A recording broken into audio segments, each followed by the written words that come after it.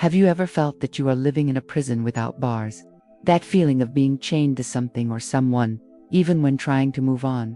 Emotional attachment is exactly that, an invisible prison we built with our own hands. And the worst, we do not always realize that we are the jailers of our own freedom. Today we will dive deep into this topic. I will show you how to turn this pain into power and this dependence into genuine autonomy. Prepare yourself, because what you will discover here can completely change the way you relate to the world and to yourself. Let's start from the beginning. What does it really mean to be emotionally attached? We are not just talking about loving someone or caring for something. This is healthy and necessary. The problem begins when our inner peace depends on the presence, approval, or behavior of another person or situation. It's when we wake up checking messages obsessively, when our whole day happiness depends on a specific response. It is when we make decisions that go against our values just not to lose someone, when we sacrifice pieces of who we are for fear of absence. Think of an elastic stretched to the max. This constant tension will eventually break something, and usually that something is you. Emotional attachment works like an invisible rope tied to your chest. The more you pull, the tighter. And the great irony, often on the other side of this rope, there is no one holding. You are fighting ghosts, against idealized versions of people, against memories that no longer exist, against futures that will never happen. The first painful truth we need to face is this: you are attached not to the real person, but to the idea that you created about him. You are attached to the potential you saw, to the promises you heard, to the future you imagined together. But real people are not ideas. They are complex, changeable, imperfect, and absolutely unpredictable. When we cling, we try to freeze a moment, a version, a sensation. We try to control the uncontrollable. And therein lies the suffering, because life is movement. It is constant transformation. Trying to hold water with your hands is exactly that. The more you squeeze, the more it escapes through your fingers. Now comes the crucial question: why do we cling in this destructive way? The answer is in deep layers of our psyche, and understanding this is the first step to liberation. We all carry internal voids, emotional holes formed by past experiences, traumas, childhood needs, and unconsciously we seek to fill these voids with external things, with people, relationships, validations. It's like trying to fill a glass. You keep spilling, but it never gets full. Attachment arises precisely from this desperate attempt to fill what is empty within us by using what is outside. We transfer to someone else the responsibility of our completeness. And this is dangerous, because when we delegate our value, our happiness, our peace to external factors, we become hostages. We live according to the mood of the other, the choices of the other, the presence or absence of the other. We have lost the center. We have ceased to inhabit our own life to orbit someone's life. And when does this person go away or change? We crumble, because we build our emotional structure on foreign soil. Another factor that feeds attachment is fear. Fear of loneliness, abandonment, not being enough. We are afraid to look inside and find the void. So we prefer to cling to anything that distracts us from it. It is easier to suffer for someone than to face the silence of our own company. More comfortable living in the known pain of attachment than diving into the unknown of emotional freedom, because yes, freedom scares. It puts us face to face with our own responsibility. We can no longer blame anyone.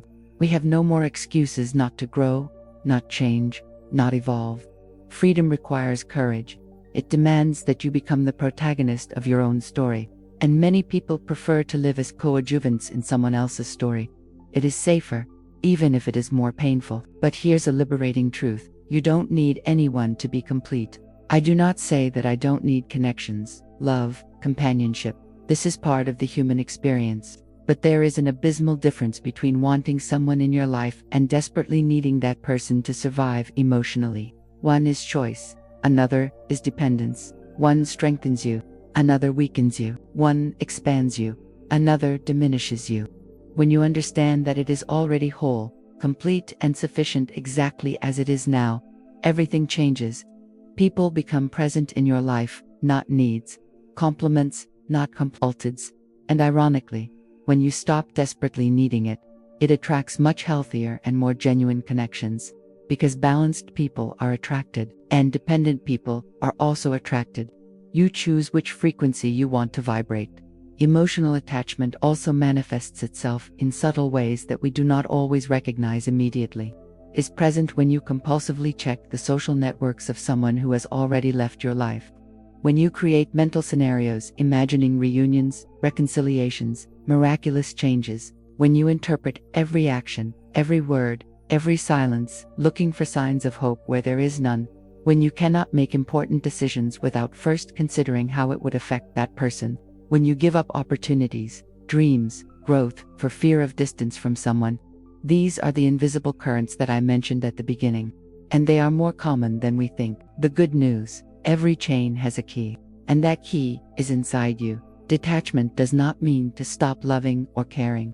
It means to love in a more mature and conscious way. It means caring without getting lost in the process. It means to be present without being trapped. Now that you have understood the nature of attachment, let us move on to what really matters: how to break these chains once and for all. And I warn you, there is no instant magic formula, but there is a clear and proven way. The process begins with a conscious decision. It's not something that just happens over time. Time alone heals nothing. Time just passes. What heals is what you do during that time. Many people expect to wake up one day and magically feel nothing. This rarely happens. Detachment is a daily practice, a choice you make repeatedly until it becomes natural. It's like strengthening a muscle. At first it hurts, it seems impossible. But with consistency, it gets easier. The first practical move is to stop feeding attachment. Cut off the fuel that keeps this fire burning. This means eliminating or drastically reducing unnecessary contacts with what holds you back. If it is a person, it can mean blocking, silencing, creating physical and digital distance. I know it sounds radical, but think of it this way: if you were allergic to something, would you still be exposed to that allergen? Addiction works the same way. Each exposure is a new dose of toxin in your emotional system. You cannot detoxify if you continue to ingest the poison daily. And then be fooled into thinking that you can be just a friend while still feeling that inner whirlwind. Genuine friendship requires emotional balance on both sides. No hidden expectations, no latent pains. If your heart still accelerates, if your peace still depends on a message, you are not ready for friendship. That's fine. There is no shame in acknowledging this and making room for healing. Another key point: stop turning the past around mentally. Stop analyzing what went wrong. Your mind will try to convince you that it needs to understand every detail in order to move forward. Lie. This is just the ego trying to keep control over the uncontrollable. You don't need all the answers. You don't need perfect closure. You don't need everything to make sense. Sometimes things just end, and the only sense needed is, it's over. Accepting this is an act of deep courage. It's letting go of the neurotic need to control the narrative. Because while you are stuck trying to understand the past, life continues in the present. And you are losing opportunities, connections, experiences, growth. The present is the only real moment you have, and it escapes while you live mentally in another time. Bring your attention back, repeatedly, as many times as necessary. When your mind wanders into imaginary memories or scenarios, recognize that and gently return to the now. Another powerful practice is to resignify the experience. Transform the inner narrative of what happened. Instead of seeing yourself as the victim of someone who abandoned you, betrayed you, hurt you, change your perspective. You haven't been rejected. You've been redirected to something better, aligned with who you really are.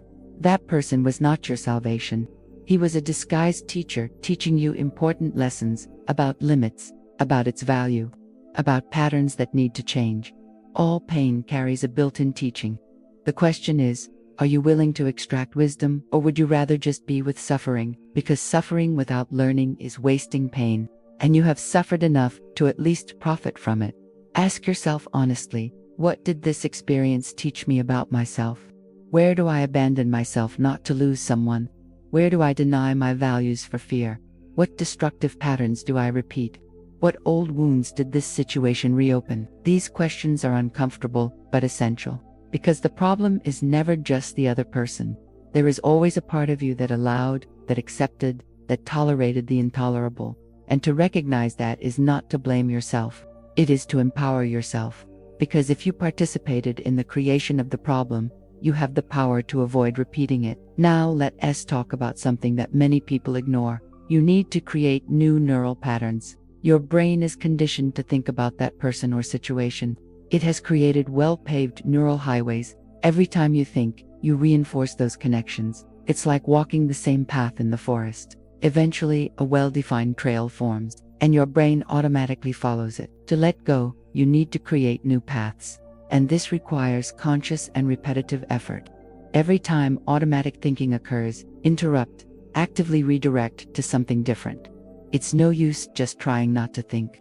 You need to replace it with another focus. It can be gratitude for something present in your life. It can be a project that cheers you up. It can be a different positive memory. The secret is not to block thought, but to redirect it until the new way becomes stronger than the old one. Over time, the old trails begin to cover themselves. They become less accessible, less automatic, and then you realize, spent hours without thinking about it. Then a whole day, then a week. This is the sign that it's working, that you're really letting go. Parallel to that, invest energy in reconnecting with yourself, who you are beyond this story. Attachment made you forget important parts of who you are. It made you small, short, diminished. Time to redeem your immensity, your interests, your passions, your dreams that have been in the background. What did you love to do before this person came into your life? What did you sacrifice during the relationship? Reconnect with those forgotten parts of you. They are waiting to be rediscovered. Start new hobbies. Resume old activities. Dedicate time to things that nourish your soul, because the emptiness you feel will not be filled by someone else. It will be filled by yourself, rediscovering your own company. And when you learn to genuinely enjoy your own presence, the whole world changes. You stop seeking external validation. Stop begging for attention. Stop accepting crumbs of affection. Because you become your own source of love, approval, and completeness. And then something extraordinary happens. You become magnetically attractive to healthy people, because you emanate an energy of fullness, not want. And this energy changes everything. It is also essential to work on your self-esteem in a genuine way, not with empty statements repeated mechanically, but with concrete actions that prove to yourself that you are worthy of respect and love. Set firm limits, honor your values, make promises to yourself and keep them. Each small victory in this direction reconstructs your inner confidence. Every time you choose what is best for you, even if it's hard, you get stronger. And this inner strengthening is the true armor against destructive attachment. Always remember, detachment is not punishment. It is not deprivation. It is liberation. It is to regain power over your own life, your emotions, your destiny. We have reached the turning point, that moment where theory needs to be transformed into real and lasting transformation, because knowing the way is not the same as walking it. And this is where many people stop. Let us talk about what really separates those who free themselves from the attachment of those who remain stuck for years. The difference is in the willingness to feel discomfort, to cross the pain instead of running away from it. Many people want to let go, but do not want to feel the emptiness that comes after. They want the result without the process. It's like wanting the body in shape without training. It just doesn't work that way. Detachment requires you to cross the emotional desert. And yes, it will be arid, lonely, difficult. There will be nights where longing is pressing. Moments when you will question whether you are doing the right thing. Days when it will seem easier to go back. Send that message, accept those crumbs. And it is precisely at these moments that your strength of character will be tested, because anyone can be strong when they are well. The real test is to stay the course when everything inside of you screams to give up. In these critical moments, remember the reason that brought you here, of the suffering you were experiencing. Remember that coming back doesn't change anything. The same dynamics, the same patterns, the same problems will be waiting there. You do not miss the reality of that situation.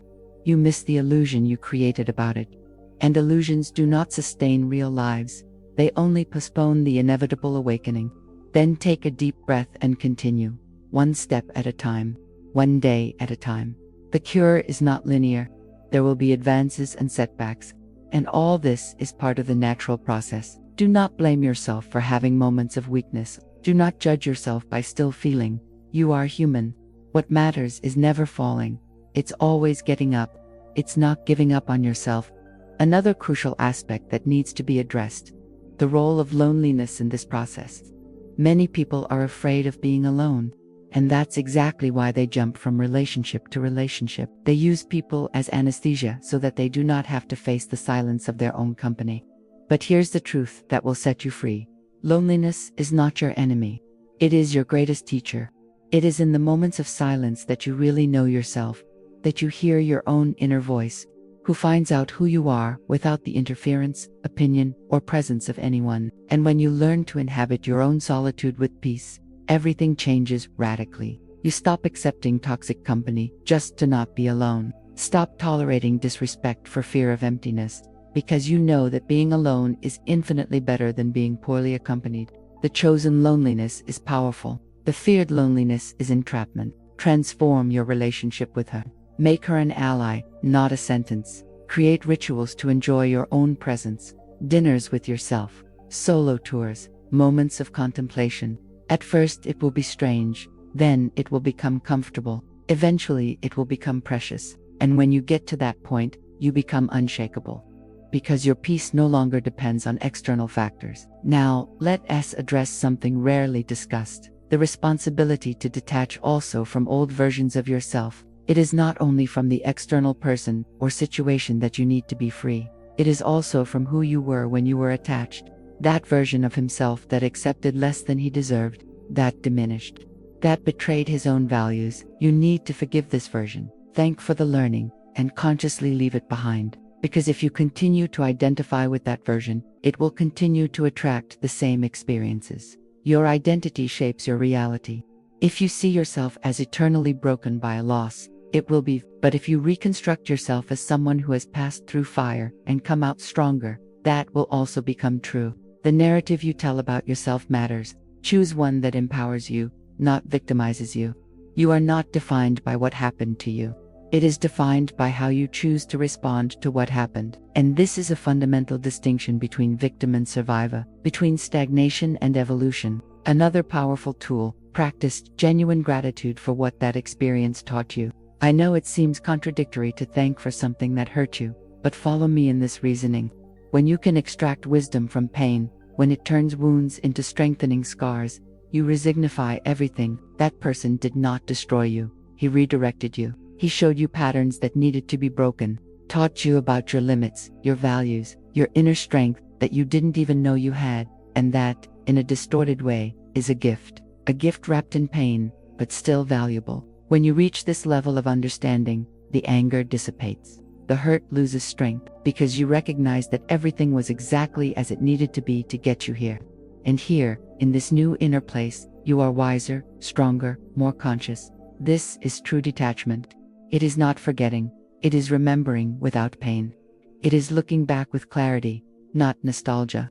It is to have peace with the past, presence in the present, and hope for the future. I will give you now a practical exercise that can greatly accelerate your process of detachment. Write a letter to the person or situation you need to get rid of, but don't send it. Never send it. In this letter, put everything you never said. All anger, hurt, love, gratitude, confusion, no filters, no policing. Let flow completely on the paper. Then read aloud to yourself. Allow yourself to feel everything that comes, and then, symbolically, destroy this card. Tear it up, burn it, throw it away. This symbolic act has an immense power in your subconscious. It is a closing ritual. You are declaring internally, this is over. I choose to move on. And the universe responds to their inner rituals, to their conscious statements. I also strongly recommend that you examine your deeper relational patterns. Because if you repeatedly cling destructively, there is a deeper root. It may be a childhood abandonment trauma. It may be a pattern learned from your parents. It may be a rejection wound that has never been healed and continues to bleed. And as long as this original wound is not treated, you will continue to attract situations that activate it. Sometimes it is necessary to seek professional help. A qualified therapist can guide you through layers that you cannot access on your own. There is no shame in it. There is wisdom in recognizing when you need expert support, because your emotional health is worth this investment. It's worth every effort, every penny, every dedicated minute. As you free yourself from attachment, something magical begins to happen. You rediscover your lightness, your spontaneity. your ability to simply be well. The colors come back to life. The music comes back to touch your soul. You smile genuinely again, and one day you realize, spent a considerable time without thinking about what previously consumed every second of your. This is the moment when you know the chain has broken. You are free, and freedom has a unique taste. A taste of infinite possibilities, of new beginnings, of rebirth. You are no longer hostage to anyone. Do not depend on anything external for your peace. And ironically, it is in this state of freedom that the best things come to you, because you finally have internal space to receive them. You are no longer clogged with attachment, hurt, expectations. Always remember, detachment is not losing. It's winning you back. It is to recover energy, time, peace, focus that were being wasted in something that did not nourish you. And that recovered energy can now be directed to building the life you truly deserve. A life where you are not an adjunct in anyone's story, where you are the absolute protagonist. Detachment is ultimately an act of radical self-love. Is you saying, I deserve peace, I deserve lightness, I deserve healthy relationships or no relationship. And when you position yourself in this place of self-appreciation, the universe conspires to honor that choice. Then take a deep breath. Release what needs to be released. Trust the process. On the other side of this pain, there is a version of you that you don't even know. Stronger, freer, more whole. And she is waiting for you to have the courage to get there. If you've come this far, it says a lot about you. It says that you're really committed to your transformation, that you are not just consuming content for consumption, but actively seeking real changes in your life. And that deserves all the credit, because most people give up halfway. Now, I need to make you an invitation. An invitation that can completely change the trajectory of your emotional journey. If this content touched you in any way, if something here resonated with what you are living through, I need you to do 3 simple things. First, subscribe to this channel right now. Click on that red button just below this video. Why? Because here you will find weekly, deep content about emotional intelligence, healthy relationships, and self-knowledge. It's not about magic formulas or empty promises. It's about real transformation based on psychology, philosophy, and practical experience. And when you sign up, you guarantee you won't miss any content that might be exactly what you need to hear at the right time. Second, leave your like in this video. That toy makes all the difference. It's not just about ego or numbers. It's about the algorithm understanding that this content is valuable and bringing more people who are suffering now. Someone who is trapped in destructive attachment at this very moment and desperately needs this message. Your like can be the bridge that connects this person to the information that will release it. Third, and perhaps most important, comment here below. Tell me your story. Are you going through a process of detachment now? Have you managed to free yourself and want to share your victory? Do you have any specific questions about something I discussed in the video? The comments section is a living community of people who are treading similar paths. And when you share, you not only better process your own emotions, but also inspire and help others. Your story may be exactly the push someone needs to take the first step. And if you know someone who is suffering from emotional attachment, share this video with that person. Sometimes a single content at the right time can plant the seed of transformation. It may be that missing insight, that different perspective, that gentle push in the right direction. Remember, we grew together. Your active participation strengthens this entire community. Thank you for being here. Thank you for trusting my work. Thank you for choosing to evolve. See you in the next video with more transformative content for your journey. Until then, take care of yourself, value yourself, and always remember, you deserve peace.